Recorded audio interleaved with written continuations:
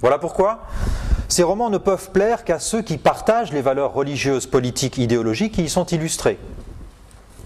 De là, il faut comprendre que le romancier digne de ce nom n'a souvent comme point de départ qu'une idée forte imprécise de ce que sera son livre terminé.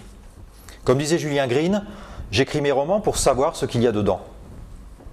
C'est que pour l'écrivain aussi, le personnage est un ego expérimental, une possibilité humaine qu'il doit explorer, non pas avec ses propres schémas de pensée, mais avec ceux du personnage lui-même. Aussi, lorsque nous croyons à ce qui se passe dans un roman, non par fanatisme religieux ou politique ou idéologique, mais sur un plan littéraire, c'est parce qu'il obéit à une logique qui ne lui est pas externe, mais interne. Cette logique, croyons Green sur parole, ce n'est donc pas l'écrivain qui l'a mise dans les personnages, mais les personnages qui l'ont imposée à l'écrivain. Pour autant, même si un romancier peut commencer à écrire un roman sans avoir rien à dire, cela ne signifie pas que son livre ne contiendra pas d'idées ou ne défendra pas une certaine conception du rapport à Dieu, à la politique ou à autre chose.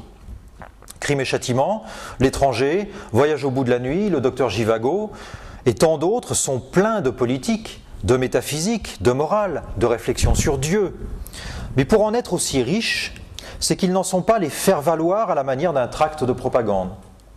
S'ils en sont si riches, c'est parce que leurs auteurs se sont mis à l'écoute des interrogations immenses dont leurs personnages étaient porteurs et qu'ils ont dû, pour être à la hauteur de ces questions inhérentes à la condition des hommes, travailler sans relâche à trouver la logique interne de l'histoire où ils se débattaient.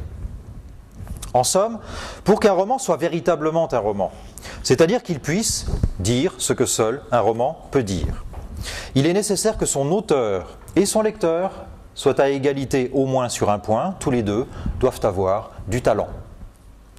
Lorsqu'il entre dans un roman, le lecteur est prêt à abandonner les repères qui sont les siens dans son monde réel. Il veut bien que Tolkien lui parle de trolls et d'elfes et d'un anneau magique. Il veut bien que Kafka lui parle d'un homme qui s'éveille un matin sous la forme d'un cafard. Il veut bien que Philip Roth, dans Opération Shylock, lui raconte l'histoire d'un écrivain nommé Philip Roth qui découvre qu'un usurpateur se fait passer pour lui en se faisant appeler Philip Roth.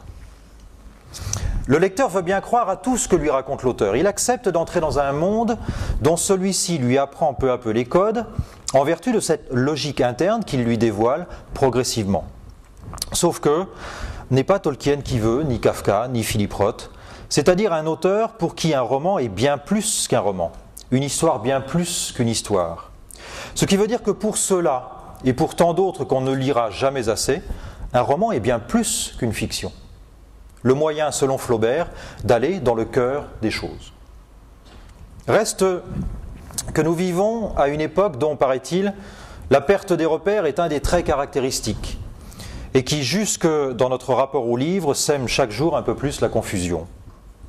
Au lieu des romans qui suscitent l'admiration, qui nous bousculent par leur force, par leur beauté, par leur subtilité, on peut lire aujourd'hui tant de romans presque tous identiques, qui présentent l'avantage de nous conforter dans ce que nous sommes et qui se contentent de nous être agréables. Au lieu du grand écrivain dont la figure a disparu de notre paysage, nous avons affaire aujourd'hui à l'auteur à succès, qui n'écrit pas de grandes œuvres mais qui fait de gros tirages.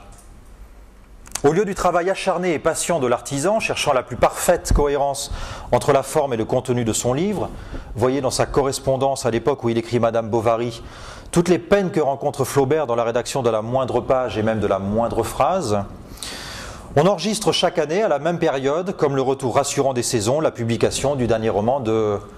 Non, je ne donnerai pas de nom. Au lieu du livre qu'on va choisir sur l'intuition d'une rencontre avec un titre, ou sur le conseil éclairé d'un vrai libraire, on va jeter dans son caddie, entre le jambon sous plastique et les céréales pour les enfants, le best-seller dont on a entendu parler la veille au soir à la télé. Pardon de finir sur un ton un petit peu rabat-joie, mais nous sommes à l'époque, d'après la thèse soutenue par Éric Vigne dans son essai « Le livre et l'éditeur », du passage de la commercialisation du livre à sa marchandisation. Ce qui veut dire que, d'objet accessible au plus grand nombre par sa large diffusion, le livre est désormais pensé de plus en plus en amont de sa mise en vente, lors de sa conception, de son écriture, de sa fabrication. Il y a tant de romans et de livres aujourd'hui qui sont des produits fabriqués exclusivement pour être vendus, et non plus pour la nécessité qu'il y avait à les écrire et à les donner à lire, que malgré nous, et en dépit de la vigilance à laquelle nous nous forçons parfois, nous finissons par les acheter, cautionnant du même coup et encourageant ce que Vigne appelle le formatage du produit pour le grand échange marchand. C'est ainsi qu'aujourd'hui, sur près de 700 romans qui paraissent chaque année à la sortie de l'été, il y en a plus de 600 qui, statistiquement, n'ont aucune chance de rencontrer le moindre public. C'est que notre hâte à consommer nous enlève tout discernement, poussés que nous sommes à acheter ce qui brille et dont tout le monde parle.